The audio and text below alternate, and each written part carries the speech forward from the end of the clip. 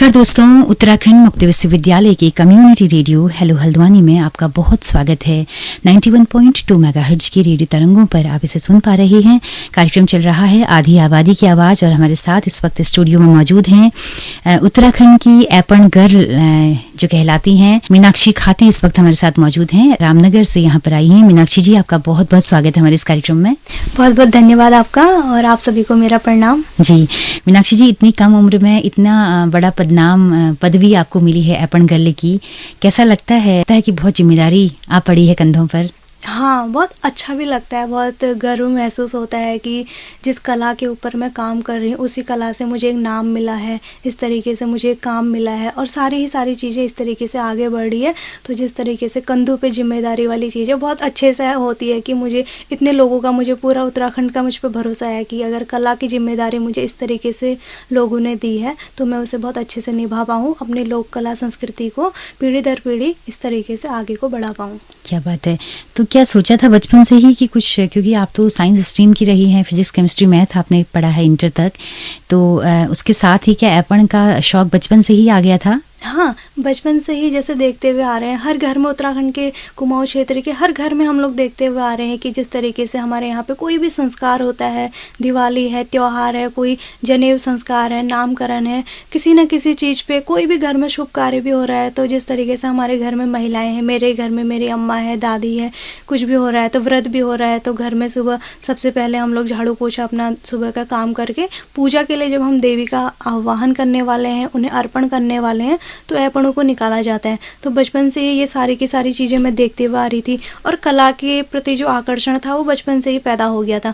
बड़ा अच्छा सा लगता था कि कैसे मम्मी दादी बना रहे हैं, तो बड़ा शौक था उसी टाइम से कि मैं भी उस चीज़ को बनाऊं, सीखूं। तो तभी से जो कला के, एपण कला के प्रति प्यार था वो उसी तरह से बचपन से शुरू हो गया था। तो ये अनौपचारिक रूप से तो था, घर पे रोजाना रूटीन में था, लेकिन इसको प्रोफेशनल तरीके से आपने कब से बनाना शुरू किया? कब सोचा कि हाँ करियर अब इसी में बनाना है? तो बचपन से बनाते बनाते ऐसा था कि जब इतना ज़्यादा मैं टाइम अपनी पढ़ाई से, मतलब जितना मैं पढ़ाई को टाइम दे रही हूँ उतना ही मेरा था कि मैं कला को भी उस तरीके से एक्सप्लोर कर सकूँ। तो बचपन से ही सीखते हुए आ रही थी कि इतना तो नहीं मिलता था बचपन में बनाने के लिए, छोटी देहली भी मिल रही है तो और मिले, ऐसा लगता था कि 2 देहलियाँ बनाने के लिए और मिले। तो जैसे जैसे बड़ी हुई, स्कूल टाइम जब था तो गाँव में जैसे आसपास के लोग हैं वो देखते थे कि ये तो बड़ा अच्छा एपण बनाती है, मंदिर बड़े अच्छे निकालती है, बनाती है। तो किसी के घर में शादी हो रही है तो बोलते आजा मेरे यहाँ पे बना दे, या फिर दिवाली के टाइम पे तो इतनी व्यस्तता आ जाती थी कि 1 महीने पहले से ही ना लोगों के घरों पे जाती थी। हाँ, तो उस टाइम पे ऐसा कुछ सोचा नहीं था कि कैरियर भी हो सकता है या फिर रोजगार से जुड़ सकता है या फिर इतनी संभावनाएं हो सकती, बस इतना था कि हाँ एपण बनाना है। लेकिन जब जिस तरीके से थोड़ा बड़े हुए तो कॉलेज टाइम में आए तो कैरियर के प्रति थोड़ा सा वो चीज़ शुरू हुई कि लाइफ में आगे करना क्या है। फिर एक बार सोचा कि जैसे ऐसी कॉलेज में बैठे हुए थे तो ये था कि जब मैं ये चीज़ें बना रही थी, एपण बनाते हुए आ रही थी, देहलियों पे बनाते हैं कि फ़ोटो डाल रही थी सोशल मीडिया में। तो आज के टाइम पे तो सोशल मीडिया कितना बड़ा एक प्लेटफॉर्म है, तो जब डालती थी या फिर जैसे कॉलेज में अगर मैं किसी पेपर वगैरह पे बना रही हूँ तो लोग बड़े आश्चर्य से पूछते थे कि ये क्या बना रही है, फिर ये क्या है। तो बड़ा वो लगता था कि यार कि आगे को जॉब जो करनी है या फिर जैसे मुझे तो एपण बनाना पसंद है या फिर ना इस तरीके से जो उसमें चौकियाँ हैं उनके बारे में पता करना या फिर उनको सीखना, ये चीज़ें पसंद है। तो क्या इसमें नहीं हो सकता? बस सिर्फ सोचा था, ऐसा वो नहीं था कि हो भी जाएगा। तो थोड़ा थोड़ा करके उस चीज़ के बारे में फिर जानना शुरू किया कि अगर मैं इसमें करना चाहूँ तो कैसे कर सकती हूँ, क्या क्या इसमें मेरे पास अपॉर्चुनिटी है कि मैं उस तक पहुँच सकूँ या फिर इस क्षेत्र में काम कर सकूँ। तो इसके बाद अपने घर में अपनी दादी से, अपने गाँव में जितनी भी बुजुर्ग जो कलाकार हैं, क्योंकि हमारे यहाँ पे उत्तराखंड में हर एक महिला एपणों को बनाना जानती है, उन लोगों से मिली। और हमारे जो पुराने कलाकार हैं विशंबर नाथ सखा जी स्वर्गीय, तो उनसे जा कर के काफ़ी बार मिली। उनने मुझे एपण कला की, उनने पूरे 32 वर्ष अपने एपण कला के रिसर्च में बिताए हैं।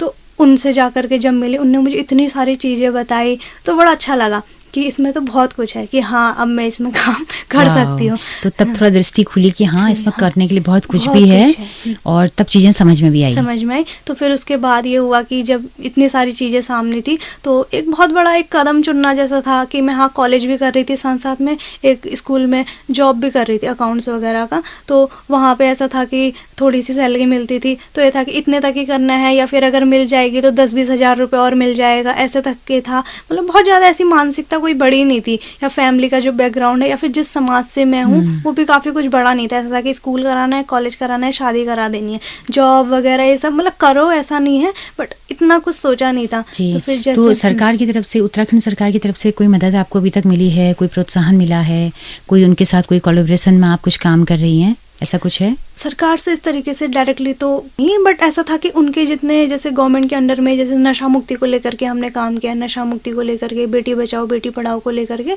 तो उनके अंडर में जितने कुछ प्रोग्राम होते हैं, समाज कल्याण अधिकारी हैं देहरादून में हेमलता पांडे मैम, उनके उसमें जितने भी कुछ काम आते हैं नशा मुक्ति को या फिर इस तरीके से, उसमें आप क्या करती हैं? हम वॉल पेंटिंग्स के थ्रू हो गया, समाज में एक जागरूकता फैलाने का तो काम उसमें भी करते क्या हैं। कहीं ऐपण का इस्तेमाल करती हैं? जी जी, बड़ी बड़ी जैसे दीवारें होती हैं तो उसमें हम लोग क्या करते हैं, स्लोगन लिखते हैं नशे के खिलाफ कि आप किस तरीके से नशे को छोड़ सकते हैं या फिर किस तरीके से नशा हमारे जीवन को बर्बाद कर रहा है। तो उसमें ऐपण की पेंटिंग्स, उसके जो मोटिव होते हैं उनको यूज करके एक संदेशा दिया जाता है। जी। तो ऐपण का मतलब क्या कहें कि एक तो लाल और सफेद रंग का इस्तेमाल होता है, जी। दूसरा जो लाइनिंग होती है ऐपण का एक डिजाइन है, जी। उसके अलावा क्या क्या है ऐपण में? और जो ऐपण है एक मतलब एक कह सकते हैं भाव है, हम अपने देवी देवताओं को ऐपणों को बना करके जिस तरीके से हम लोग क्या करते हैं ना, अलग अलग पूजा पाठ करते हैं। जैसे आज हमने व्रत ले लिया तो हम पूजा करने की एक विधि बनाते हैं, जिस तरीके से अगर उसी विधि को हम कला रूप की बात करते हैं कि कला से हम किस तरीके से अपने भगवानों को बुला सकते हैं, उन्हें आह्वान कर सकते हैं या फिर उन्हें अर्पण कर सकते हैं। जैसे हमने आरती में सुना है कि तेरा तुझको अर्पण,